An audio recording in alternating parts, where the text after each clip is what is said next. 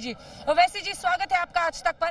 मेरा पहला सवाल आपसे यही, हैदराबाद से आए, बिहार पहुंचे, बिहार में हाथ पकड़ लिया आरएलएसपी का, उपेंद्र कुशवाहा का गठबंधन इस बार बना लिया कुशवाहा और मायावती के साथ। रोल क्या है आपका बिहार की पॉलिटिक्स में?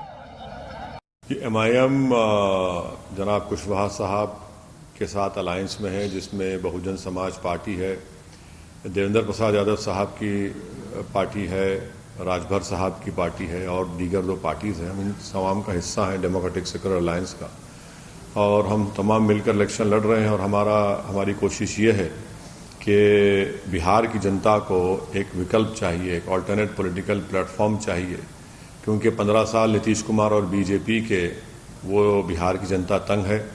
फिर आरजेडी के 15 साल, उससे भी आवाम तंग है। तो हम लोग इस वैक्यूम को फिल करेंगे और बिहार की जनता को ऑल्टरनेट पॉलिटिकल प्लेटफॉर्म मिलेगा, और सही मानों में जो बिहार की जनता के बुनियादी और कॉन्क्रीट मसले जो अभी तक हल नहीं हुए, उसको हम हल करने का वादा कर रहे हैं।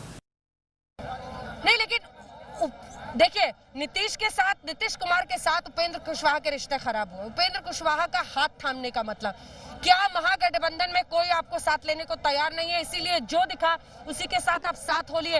उपेंद्र कुशवाहा से हाथ मिलाने की वजह क्या है? देखिए, ये दोनों भी जो अलायंसेस हैं, नीतीश कुमार और बीजेपी, आरजेडी, कांग्रेस, इसको बिहार की जनता ने आजमा कर देख लिया और ये सरासर नाकाम साबित हुए। बिहार की जनता की उम्मीदों पर नहीं उतरे, बल्कि इन दोनों ने बिहार की जनता से वोट लेकर उनको धोखा दिया और उनके कोई प्रॉब्लम्स को हल नहीं किया। इसीलिए हमारा मानना ये है कि एक ऑल्टरनेट पॉलिटिकल प्लेटफॉर्म जो आज कुशवाहा साहब के लीडरशिप में सामने आया है, हम ये समझते हैं कि हम एक अच्छा गवर्नेंस देंगे। और साथ ही साथ ये बात समझने की ज़रूरत है कि पिछले पार्लियामेंट के इलेक्शन में आरजेडी और कांग्रेस ने बीजेपी को, एनडीए को हराने में सरासर नाकाम साबित हुए। तो हम बिहार की जनता को यही अपील कर रहे हैं कि आप अपने वोट को ज़ाय होने से बचाइए, और ये इस चुनाव में बीजेपी नीतीश कुमार को घर में बिठाएगी, और बीजेपी की पूरी कोशिश ये है कि इस चुनाव के बाद बीजेपी का मुख्यमंत्री बिहार का मुख्यमंत्री बन जाए।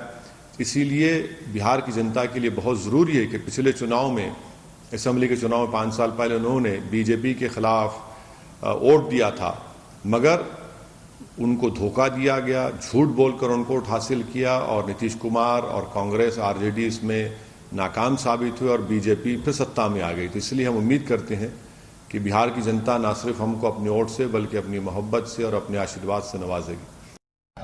लेकिन देखिए, अगर हम एनडीए की बात करें तो एनडीए ने तो ओवैसी साहब साफ कह दिया है, खुलकर कह रहे हैं, बल्कि आप किसी बीजेपी प्रवक्ता से भी यहाँ बात कीजिए तो सीधे कहते हैं हमारे मुख्यमंत्री नीतीश कुमार, हमारे मुख्यमंत्री। वहां कोई कंफ्यूजन नहीं, वो तो कह रहे हैं एनडीए आया मतलब नीतीश कुमार आए।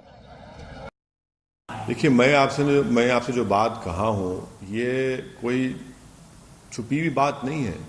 ये बिहार की जनता के दिलों तक पहुंच चुकी है। बिहार की जनता भी देख रही है कि किस तरह बीजेपी वहां पर अपना चुनाव लड़ रही है, और किस तरह बीजेपी खामोशी से नीतीश कुमार को सियासी तौर पर बिल्कुल कमज़ोर करके रख देगी।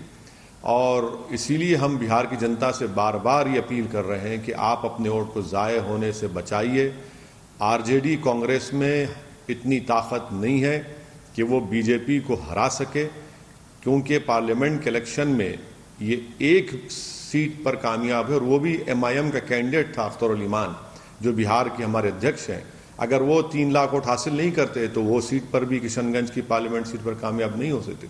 यकीनन ये बीजेपी आरएसएस की पूरी जमीन पर एक कोशिश चल रही है। एक पुराना आरोप है जिस पर आप हर बार चुटकी लेकर दिलचस्प जवाब देते हैं, लेकिन चुनाव दर चुनाव ये सवाल आपका पीछा करता है। तो लीजिए, फिर आ गया आपके सामने।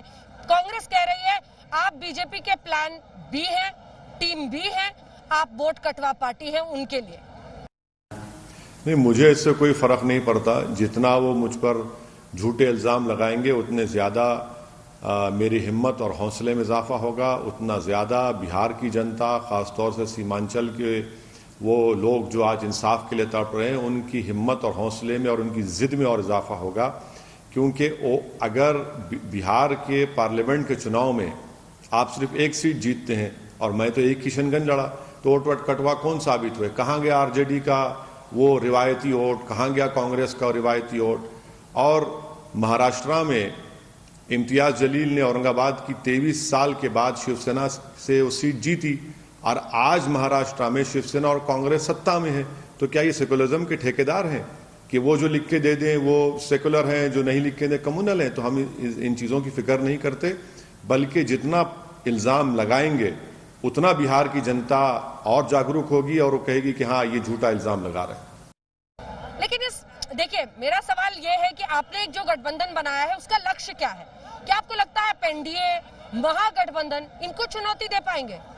देखिए, इस चुनाव में नीतीश कुमार, बीजेपी, आरजेडी, कांग्रेस, ये एक सिक्के के दो रुख हैं। ये बिहार की जनता ने उनको आजमा लिया है। ये इन दोनों में ना उतनी ताकत है, ना उतना पॉलिटिकल या फिर डेवलपमेंट का विजन है। इसीलिए हम ये चाहते हैं कि बिहार की जनता कुशवाहा साहब और देवेंद्र प्रसाद यादव बीएसपी, और हम जिसमें है वो राजभर साहब, वो अलायंस को वो लोग सपोर्ट करें, क्योंकि इन दोनों में कोई फ़र्क नहीं है, चाहे कांग्रेस हो, आरजेडी हो, या नीतीश कुमार हो, या बीजेपी हो। और आप देखते हैं कि मुख्तलिफ कॉन्स्टिट्यूंसीज़ में इनका कोई काम नहीं रहा। तो हमारी कोशिश पूरी ये होगी कि हम इस अलायंस के तमाम दीगर जो हमारे पॉलिटिकल पार्टीज़ हैं उनके कैंडिडेट्स की कामयाबी के लिए काम करेंगे, और साथ ही साथ जो हमारे कैंडिडेट्स हैं, चाहे सीमांचल हो या फर्स्ट फेज सेकंड फेज में हो, वहाँ पर हम कैंपेन करेंगे उनकी कामयाबी के लिए। ओवैसी साहब, आप क्या वादा कर रहे हैं लोगों के सामने? आप क्या रख रहे हैं?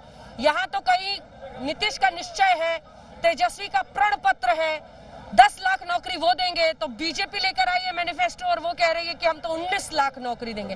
बिजली, सड़क, पानी, बड़े बड़े वादे किए जा रहे हैं। आपके पास क्या है? देखिए, मैं बार बार यही बात को कह रहा हूं कि बिहार की जनता जानती है कि जब आरजेडी के 15 साल थे, उनको सत्ता मिली, 7.5 साल जनाब लालू प्रसाद यादव साहब और 7.5 साल मोहतरमा राबड़ी देवी साहिबा, तो इनके दौर में तो कुछ हुआ ही नहीं ना। वो 15 साल तो जंगल राज के नाम से मशहूर हो गया। वो 15 साल में किडनैपिंग, गुंडागर्दी और क्या क्या नहीं होता था। फिर नीतीश कुमार के 15 साल आप देख लीजिए कि क्या बोलते हैं नीतीश कुमार, क्या डेवलपमेंट हुआ। आप बिजली की बात करते हैं, बिजली तो एक भारत की जनता के लिए एक फंडामेंटल राइट है। आपने बिहार में कितने इंडस्ट्रीज लेके आए? भारत सरकार के एमएसएमई डिपार्टमेंट ने कहा कि 25 इंडस्ट्रियल बैकवर्ड डिस्ट्रिक्ट्स हैं पूरे देश में, जिसमें से 15 तो बिहार के हैं। आप बताइए फिर कौन सा डेवलपमेंट है? आप सबसे ज्यादा जो टीचर्स की वैकेंसी है बिहार में है। सबसे ज्यादा अगर एक डॉक्टर किसी पेशेंट को देखता है तो नंबर 1 स्टेट बिहार है। 33% बिहार की जनता तो एक्यूट रेस्पिरेटरी डिजीज का शिकार होती है। तो कौन सा काम किया? सीमांचल में चले जाइए, बिहार में जो लिटरेसी रेट है उससे कम सीमांचल का लिटरेसी रेट है। आप बताइए, हर सोशल डेवलपमेंट इंडेक्स पर नीतीश कुमार नाकाम साबित हुए। और फिर नीतीश कुमार ये क्यों जवाब नहीं देते? वो जो मोदी ने 5 साल पहले अनाउंसमेंट किया था 20 लाख करोड़ का, कहां गया वो भी टाइम हो गया। आज निर्मला सीतारामन कहती हैं कि अगर हम सत्ता में आएंगे तो सबसे पहले बिहार की जनता को कोविड का वैक्सीन देंगे। क्या इनको इतना भी एहसास नहीं है कि भारत में संविधान में इंसान की जिंदगी बचाना एक फंडामेंटल राइट है? आप क्या इसको लॉलीपॉप की तरह लहरा रहे हैं बिहार की जनता के सामने, देश की जनता के सामने? क्या आप हमको कामयाब करिए? अरे भाई, आपकी गलत लॉकडाउन की वजह से 1,17,000 भारत के लोगों की जानें चली गई। 75 लाख लोग कोविड का शिकार हो गए। और आज आप इतनी गंदगी करते हैं, इतना नीचे गिरते हैं एक चुनाव के लिए कि अगर हम जीतेंगे तो आपको वैक्सीन देंगे। अरे, आपकी जिम्मेदारी है, आपको तो बोलना यह चाहिए था कि हर स्टेट में भारत के हर सिटीजन को ये गवर्नमेंट ऑफ इंडिया फ्री में वैक्सीन देगी। और आप इंसान की जानों से खेल रहे हैं। आप तो ये नीतीश कुमार जो अपने कोटा से स्टूडेंट्स आने को तैयार नहीं था, एक बीजेपी के एमएलए ने अपने स्टूडेंट को ला लिया, नीतीश कुमार इजाजत दे दिए। पूरे देश से 32 लाख माइग्रेंट लेबरर्स बिहार को वापस आए। नीतीश कुमार उनको लेने तैयार नहीं थे जब इनको याद नहीं है कोविड। अफसोस की बात है कि राइट टू लाइफ एक फंडामेंटल राइट है और बीजेपी को, नीतीश कुमार को समझना चाहिए आप इसको एक सियासी तौर पर एक पॉलिटिकल वेपन की तरह इस्तेमाल नहीं कर सकते। क्या बताइए, अगर कल सत्ता आप नहीं आएंगे तो क्या आप नहीं देंगे वैक्सीन बिहार की जनता को? हम तो रोकेंगे आपको। आपको तो ये कहना चाहिए था कि आपकी हमारी ड्यूटी है, हम हर भारत के बाशिंदे को, सिटीजन को, चाहे बिहार का हो, कहीं का भी हो, मगर इतने लोग मर रहे हैं, इतने लोग बीमार हो रहे हैं, मगर उसको फिक्र ही नहीं है। अच्छा ये बताइए, कोरोना वायरस बिहार के लिए मुद्दा है या नहीं है? यहाँ पर तो जनता, जहां मैं आरा में कर रही हूँ, सभी भूल गए हैं, लेकिन बीजेपी ने बुना लिया है। कोरोना की वैक्सीन आई नहीं, लेकिन पॉलिटिक्स में आ गई, क्योंकि बीजेपी ने कह दिया है मुफ्त टीका देंगे अगर हम सत्ता में आए।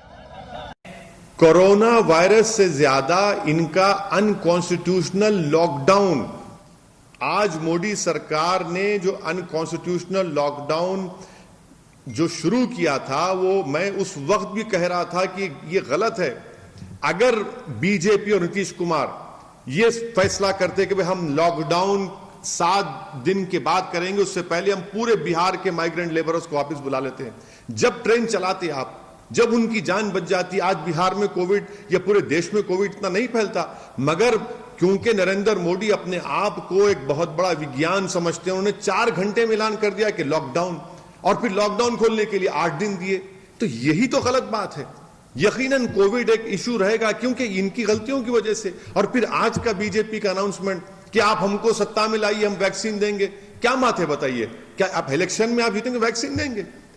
क्या राइट टू लाइफ, एक भारत के बाशिंदे की, सिटीजन की लाइफ बचाना क्या मोदी का काम नहीं है? क्या मोदी ये कह रहे हैं कि मुझे सत्ता दो, मैं तुम्हारी जान बचाऊंगा? बताइए फिर एक गरीब भारत के सिटीजन की जान की कीमत क्या है? क्या आपकी सत्ता मेरी जान से बढ़ के है किसी गरीब की या भारत के सिटीजन की? अफसोस होता है इनके इस ऐलान पर। बिहार की जनता देख रही है, बड़ी शुरूर जनता है, इसका जवाब देगी उनको इलेक्शन में। चलिए, बहुत बहुत धन्यवाद आपका असदुद्दीन ओवैसी जी हमारे साथ आज तक पर जुड़ने के लिए।